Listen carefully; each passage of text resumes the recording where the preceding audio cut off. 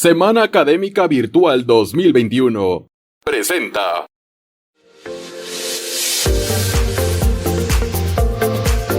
Como sociedad hemos convivido con normalidad y apego a nuestros códigos éticos, pero ¿qué pasa cuando la armonía se corrompe por la ausencia de la paz social? Si usted tiene esa pregunta, entonces no se puede perder esta conferencia con propósito de enseñar la importancia de la ley y las normas judiciales para mantener el orden y la paz. En el webinar Derecho Penal y la Sociedad, que será impartida por una destacada ciudadana con formación en la rama del derecho, comprometida a salvaguardar y hacer valer la ley para proteger la armonía de la sociedad, la agente del Ministerio Público, María Estela Garrido Pérez. Para aclaración de dudas, nos puede consultar en nuestra página de Facebook como @Macarmen o en la plataforma de Edmodo. No pierda de vista esta conferencia con el propósito de mostrar la función de nuestras leyes para salvaguardar nuestra integridad. ¡No falte!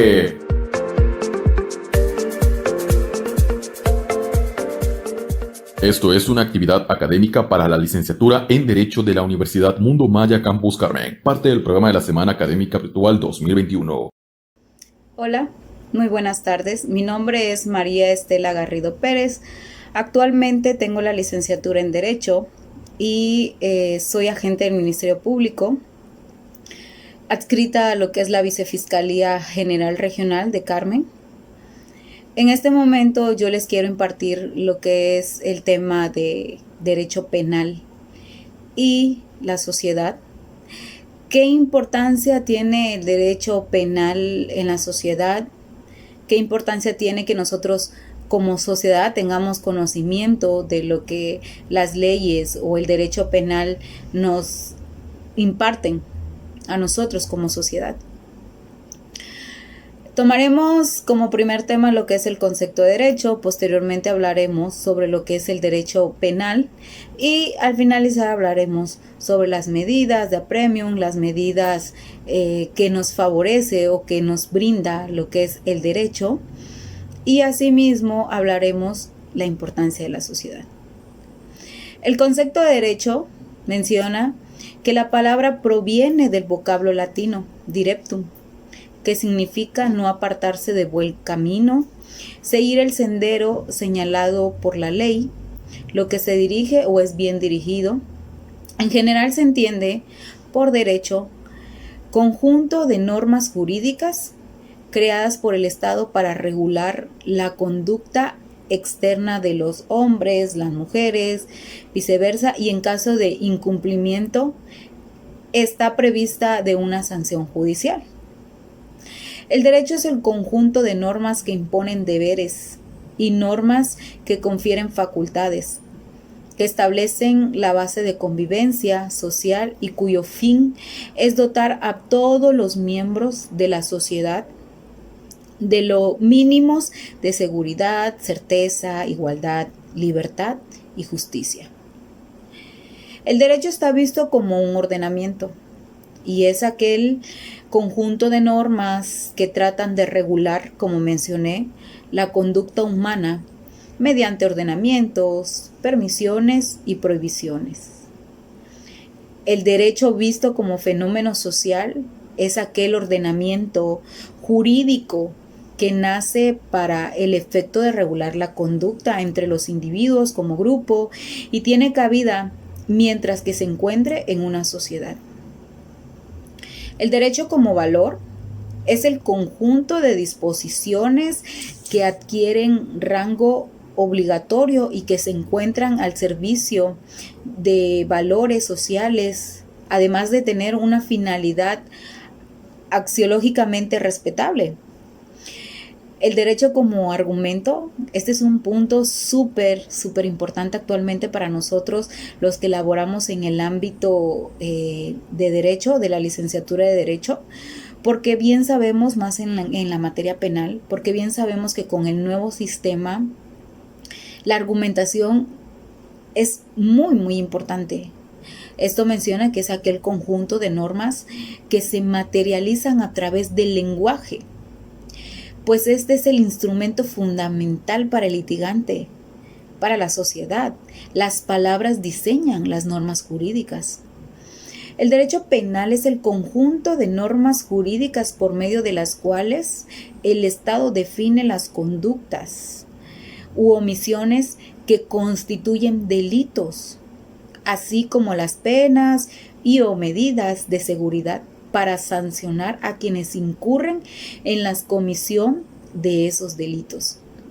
De forma general, el derecho penal sustantivo es el conjunto de normas que definen los delitos, las penas y su aplicación. El delito, en la cuestión penal, ¿cómo está definido? Por el Código Penal tenemos una definición, que es la cual nos menciona que es el acto u omisión que sanciona las leyes penales. Recordemos un punto importante, el cual es cómo pueden ser llevados a cabo los delitos. Estos son 3 puntos y es de manera instantánea, permanente o continuados. Los delitos instantáneos son aquellos que se agotan en el mismo momento en el que se han realizado todos los elementos de la descripción penal. Por ejemplo, el homicidio, la finalidad es privar a la persona de la vida. Entonces, al momento de realizar esa acción de privarla, es de manera instantánea. El robo simple, vas en la calle, un sujeto te arrebata el celular. En ese momento, esa acción fue un delito de manera instantánea. También encontramos, como les mencioné, el delito permanente. Estos son aquellos cuya consumación se prolonga en el tiempo. Por ejemplo, el abandono de incapaz o como aquel que es la violencia familiar. Sabemos muy bien que la violencia familiar es un acto que se realiza de manera reiterada, de manera consecutiva, ¿sí? No solamente por una acción. Los delitos continuados son aquellos que se cometen con un mismo propósito delictivo y contra un mismo sujeto mediante varias conductas. Un gran ejemplo es el robo de una suma de dinero cometido por un empleado en contra de su patrón. Pues no sustrae la suma total en un solo día, sino en repetidos o en varios días, ¿ok? Hasta adquirir una gran cantidad.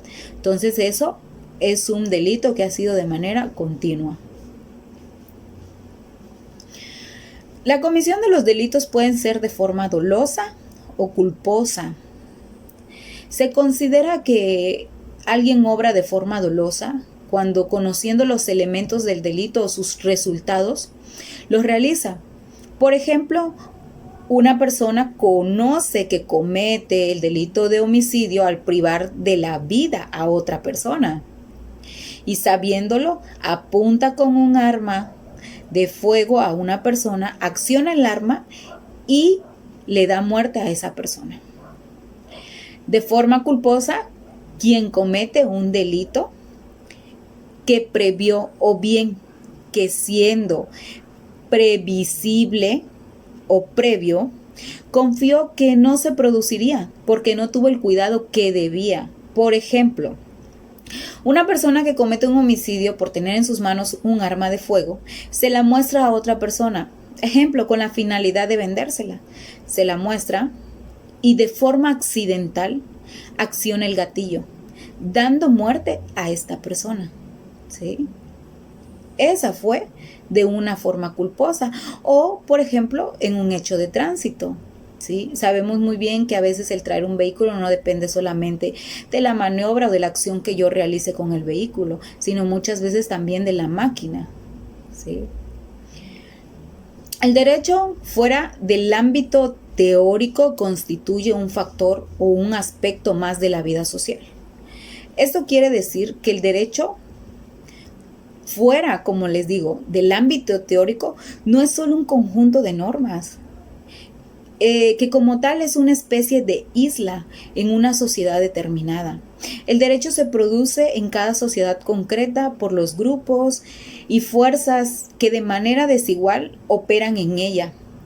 Por tanto, es parte de esa sociedad en cuanto se encuentra en relación con los demás factores sociales, las relaciones que se dan entre el derecho y el resto de los factores sociales, por ejemplo, los económicos, los políticos, los culturales y etcétera. Son de interdependencia.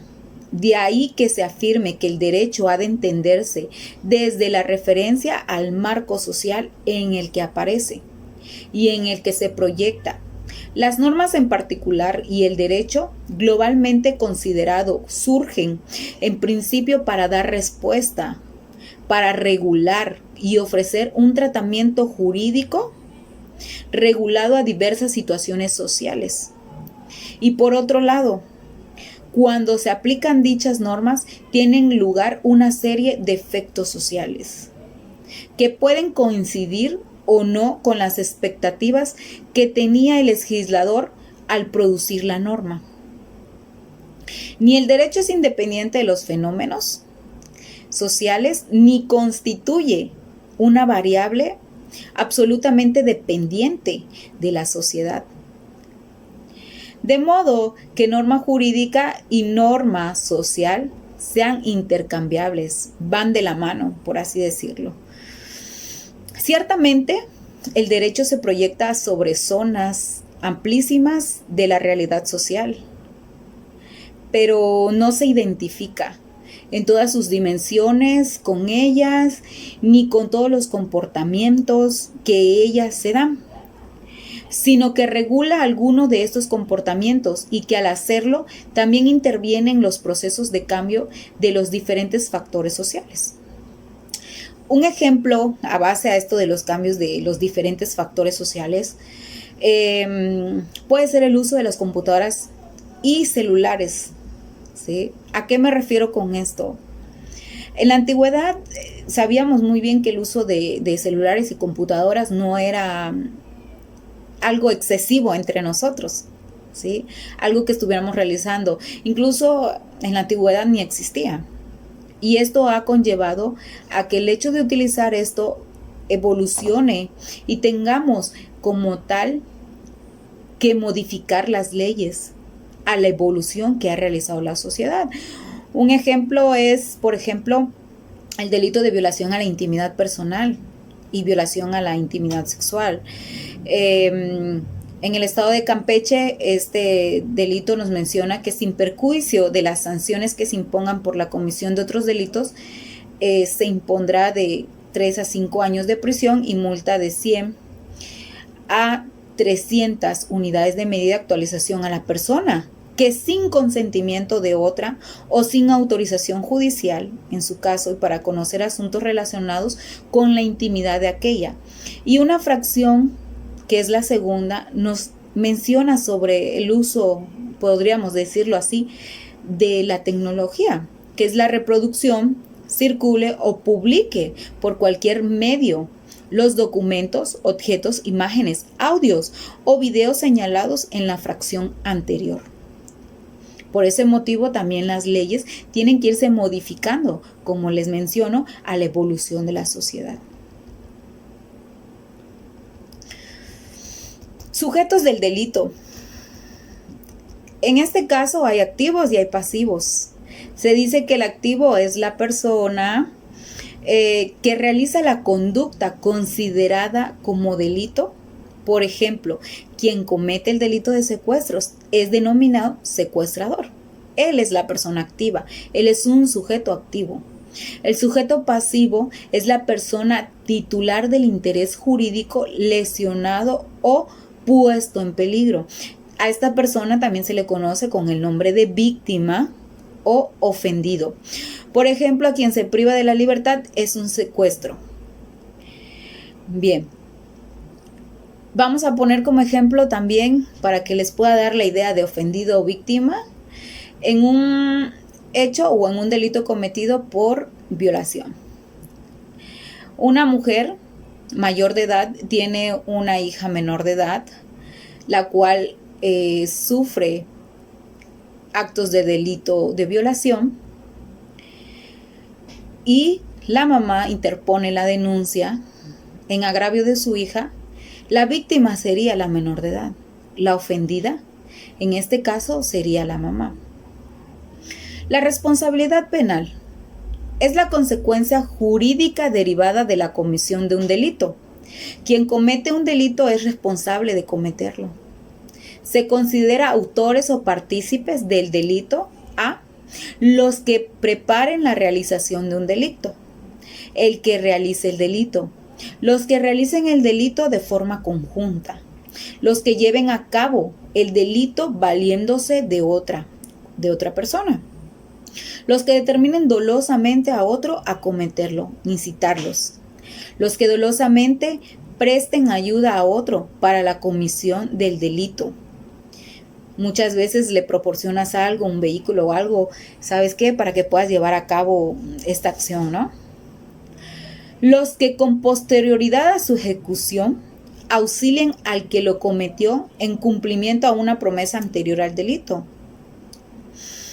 Esto es algo muy común en la sociedad y un vivo ejemplo es cuando una persona comete un delito, ejemplo de lesiones. La persona víctima inmediatamente se comunica vía telefónica con alguna policía. Esta llega de manera inmediata y al solicitar a los familiares o al solicitar al predio en que éste haya ingresado la existencia de esta persona, los familiares comúnmente mencionan, ¿no? Es que no vive aquí o no está aquí, él no se encuentra aquí. Entonces es un factor muy, muy importante, el hecho de auxiliar, ¿sí? En esta parte, ¿no? Que nos menciona.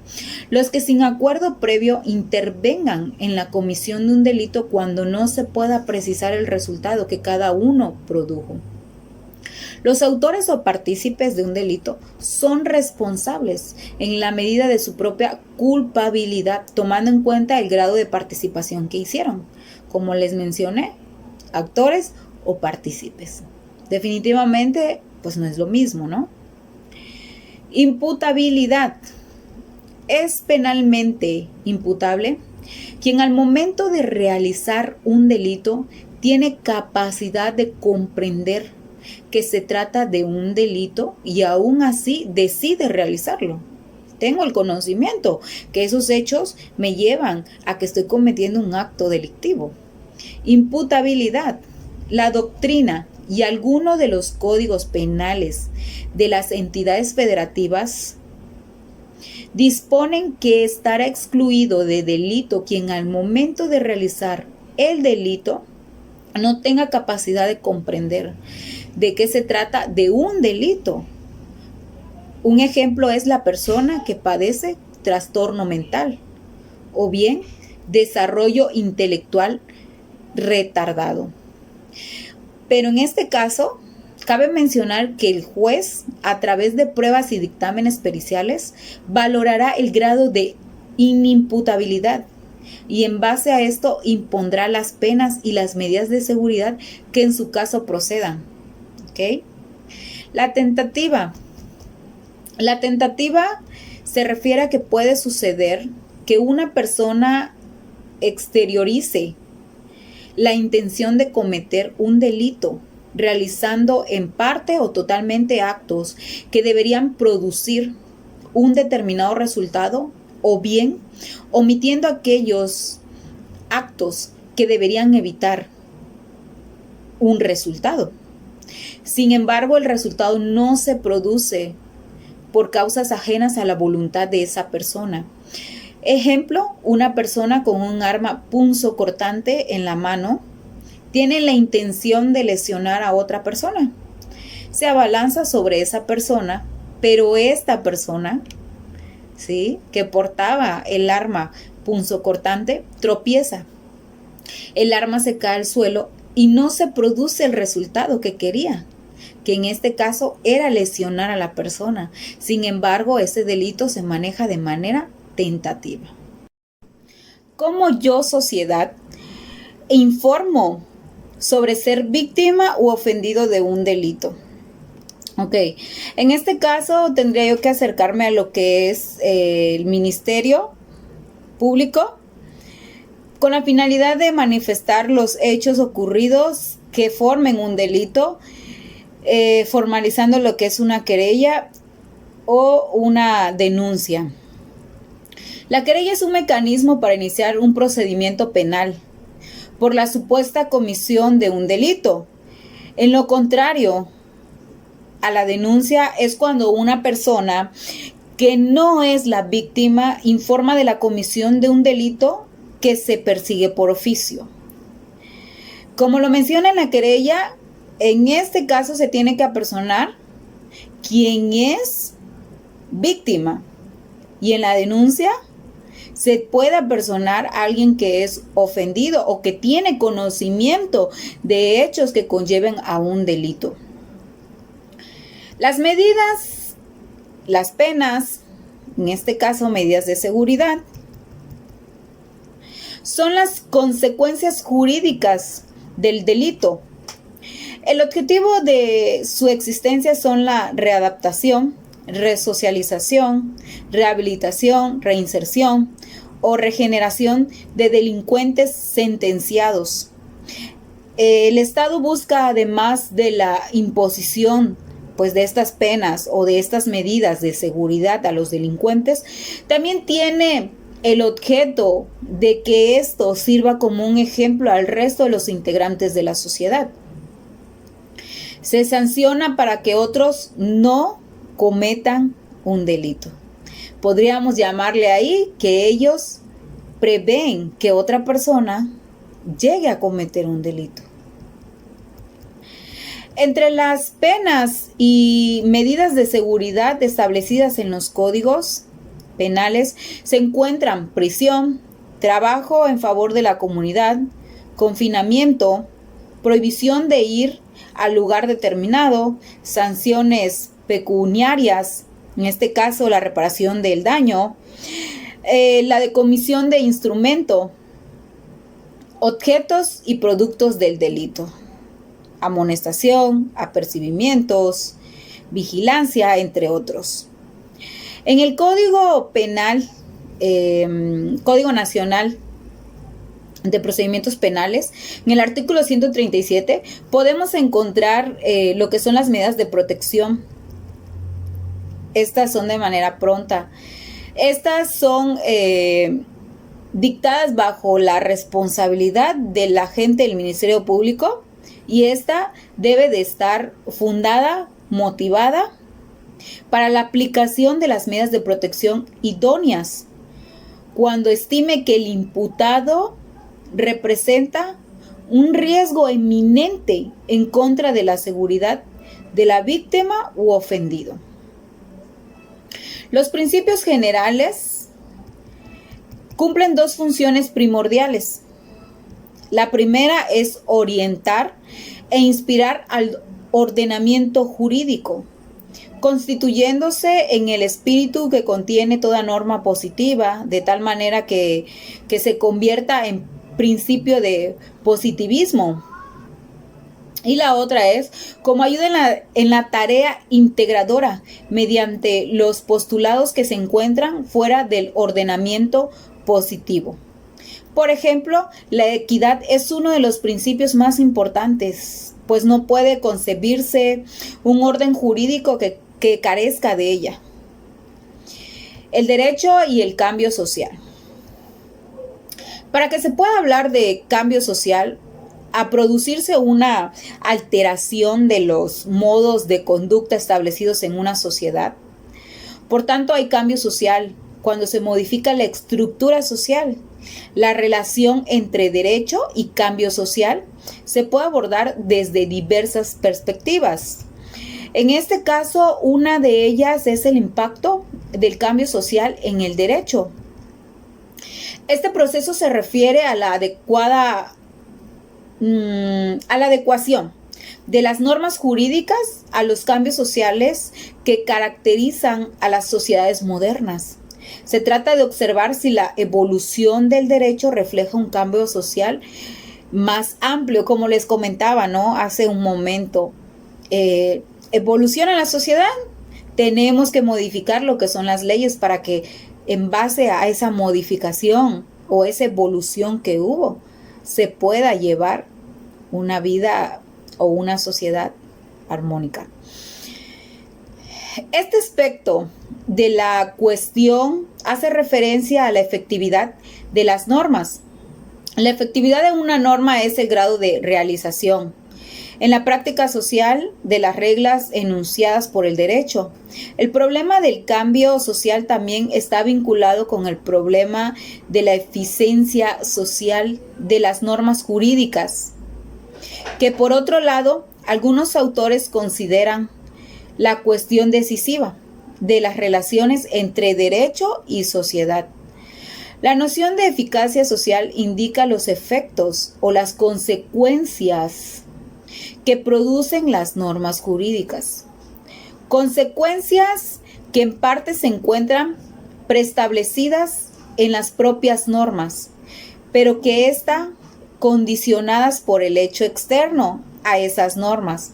Por lo tanto, el planteamiento de las relaciones entre cambio de modelos normativos y cambios sociales exige tener en cuenta el modelo de la educación o no entre los efectos previstos por las normas y los efectos que realmente estas despliegan. La influencia del cambio jurídico en el cambio social. En este sentido se habla del derecho como factor o elemento que se anticipa a los cambios sociales. El derecho es un producto social, pero tanto en el proceso de su creación como una vez creado, adquiere una relativa autonomía que posibilita su aplicación. Del derecho no fuera más que un mero reflejo mecánico de las relaciones sociales. No podríamos hablar de ningún tipo de influencia propia y específica del derecho sobre la sociedad. Este no haría más que asegurar o consolidar los cambios sociales previstos. No obstante, existen posibilidades de que el derecho juegue un papel importante, aunque a veces indirecto, en la promoción del cambio social. En primer lugar, porque cuenta con estructuras que están en la base de instituciones sociales, que éstas sí influyen directamente en el cambio, como les mencionaba hace un momento. O sea, por supuesto que la evolución de la sociedad influye mucho en la cuestión de las leyes. En segundo lugar, el derecho cuenta con estructuras para promover el cambio social a través, por ejemplo, mesas de negociación, por así decirlo. En este caso, estaríamos haciendo uso de lo que son los mecanismos alternativos de solución de controversia. Es un punto muy importante actualmente para la sociedad, porque de manera verbal puedes arreglar un conflicto sin llegar como tal a un juicio y esperar lo que es una sentencia o una pena. Son datos muy importantes, ¿no?, para nosotros como sociedad. Cambios sociales sin cambios jurídicos. Desde esta perspectiva se habla del derecho como obstáculo para el cambio social, como elemento conservador de un orden instaurado. Desde esta perspectiva es posible referirse a la situación en que se encuentran algunas normas jurídicas que no se adecuan a la evolución social. Tomar en consideración, vuelvo a repetirles, la evolución. O sea, es un acto súper importante para que la sociedad, ¿sí?, tome en consideración. Es muy importante el hecho que nosotros como sociedad tengamos conocimiento sobre lo que el derecho penal nos puede favorecer, influye, y los deberes que nosotros, ¿sí?, obtenemos. No por el simple hecho de desconocer esa información, nos retira de que tengamos como tal una obligación. Tocando el punto de todo esto, recordemos que también existe lo que son los menores infractores. En el ámbito del derecho penal, la edad es un factor muy importante. Los menores de 18 años que realicen conductas tipificadas como delitos, actos que conlleven a un delito, arraigados o especificados en los códigos penales serán sometidos a disposiciones legales especiales para ellos. En México existe una ley. Esta ley es la Ley Nacional del Sistema Integral de Justicia Penal para Adolescentes, que es de observancia en toda la República y se aplica a aquellos menores adolescentes entre 12 y 18 años de edad, a quienes se les atribuye la comisión de una conducta tipificada como delito por las leyes penales. En ese sentido, cualquier acto realizado por un miembro de la sociedad que sea valorado por el derecho penal como una falta delictiva conducirá a un juicio valorativo para determinar el castigo. Como bien, todo esto pues lleva un proceso.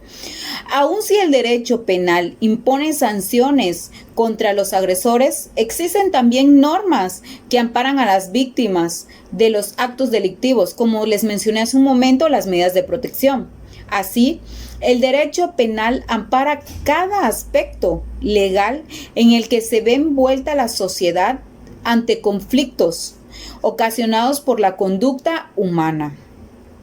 Bajo esta perspectiva, debe comprenderse su importancia para defender a las víctimas de una transgresión.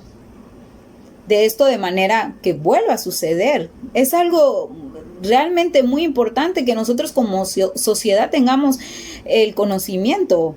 El derecho penal actualmente para nuestra sociedad mexicana es importante, un conocimiento general en los ciudadanos, en virtud de que este regula el comportamiento, como lo mencioné, del hombre ante la sociedad para controlar sus acciones y proteger al grupo social en que nos desenvolvamos, en el que nos encontremos.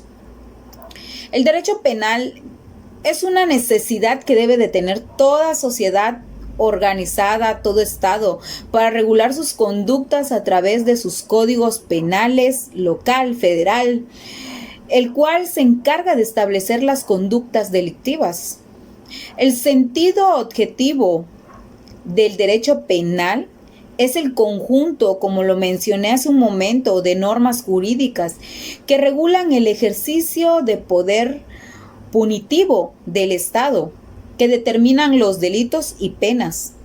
Actualmente las olas de criminalidad y el crecimiento de violencia en los estados de la República Mexicana, y sumando la desconfianza a las instituciones, pues lamentablemente encargadas de prevenir, perseguir y sancionar los derechos, se constituyen un delito, mismos que sanciona el derecho penal a través de procesos acusatorios adversarial mexicano.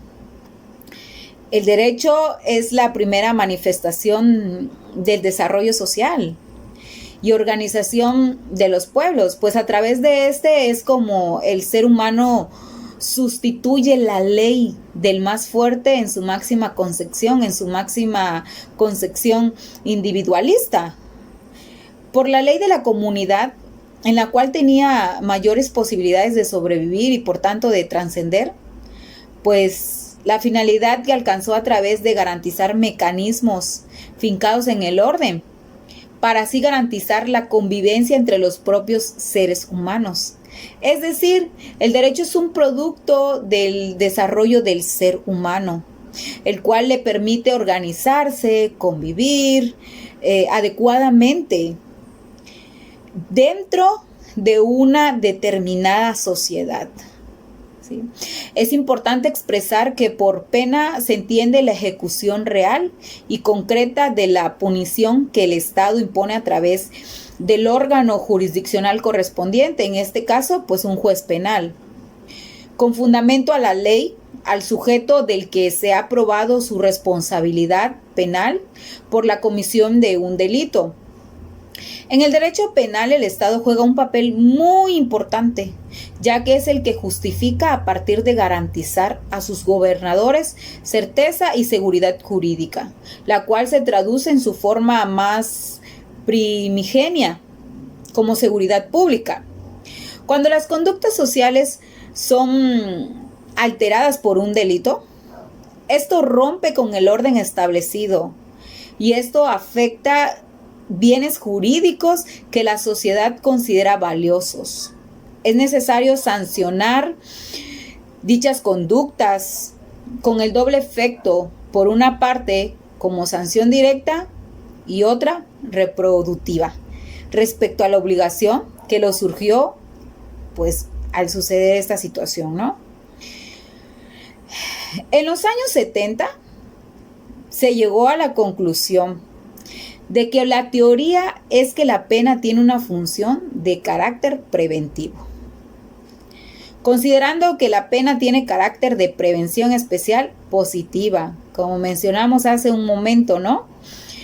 Que porque aquella persona o aquella sociedad vio que cumplió con una pena por haber realizado este acto, yo me detendría a pensar si debía de cometer o de realizar esos actos, porque al final sé que esos actos conllevan a un delito.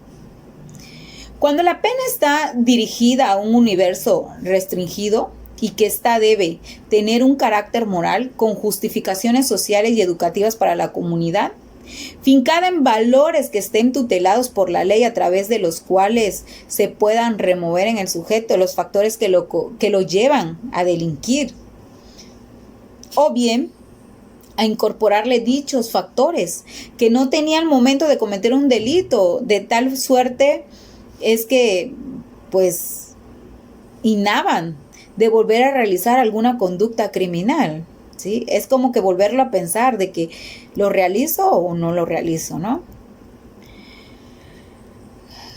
Tomemos en cuenta que la idea que se ha desarrollado en el Estado es de que quien goce de ese derecho debe de ofrecer, ¿no?, tranquilidad, seguridad. Esto es para que, como mencionamos hace un momento, la sociedad pues conlleve a tener una vida agradable. Y como hace unos minutos atrás mencioné sobre el nuevo sistema penal, nuevo sistema de justicia penal acusatorio que tenemos en México, como parte del derecho penal tenemos al derecho penal procesal, que se refiere al conjunto de normas que regulan los procedimientos penales. Como tal tenemos el nuevo sistema de justicia penal, que fue incluido en el sistema jurídico mexicano a partir de la reforma publicada el 18 de junio del 2008, en base a lo que fueron los artículos 16, 17, 18, 19, 20, 21 y 22, artículo 73, artículos 115 y 123 de la Constitución Política de los Estados Unidos Mexicanos. Este nuevo sistema entró en operación al país de México como tal, gradual a nivel federal, por 7 etapas desde el año 2014, quedando implementada en los estados de la República Mexicana en el año 2016 como finalidad, ¿no?, para que todos los estados como tal lo tuviéramos. En el Código Nacional de Procedimientos Penales se establece todo lo relativo al sistema penal acusatorio para la impartición de justicia. Este código está conformado exactamente por lo que son 2 apartados. Uno en el cual se refiere a las disposiciones generales y otro en que se refiere al procedimiento. Como tal, el procedimiento que vamos a conllevar a lo que es el juicio. Rotundamente yo pues puedo concluir con la situación de que es un tema muy importante el hecho de tener muy en claro o noción de lo que es el derecho penal ante nosotros, la sociedad. ¿Qué importancia tiene el hecho de informarnos? ¿Qué delitos existen en nuestro estado? ¿Cuáles son las conductas delictivas? ¿Cuáles son las sanciones que puede llevar o con las cuales me pueden sancionar a mí por cometer un acto o una acción delictiva? Eso es muy importante, no por el simple hecho de saber qué derecho tengo como sociedad, sino cuáles también son mis deberes como sociedad, como ser partícipe de la sociedad. Espero que este tema haya sido de su agrado, que haya yo dado una aportación más a sus conocimientos. Fue para mí muy agradable poderles impartir este tema, estos conocimientos, y me despido de ustedes. Fue un placer. Les agradezco muchísimo por su atención. Gracias. La Universidad Mundo Maya presentó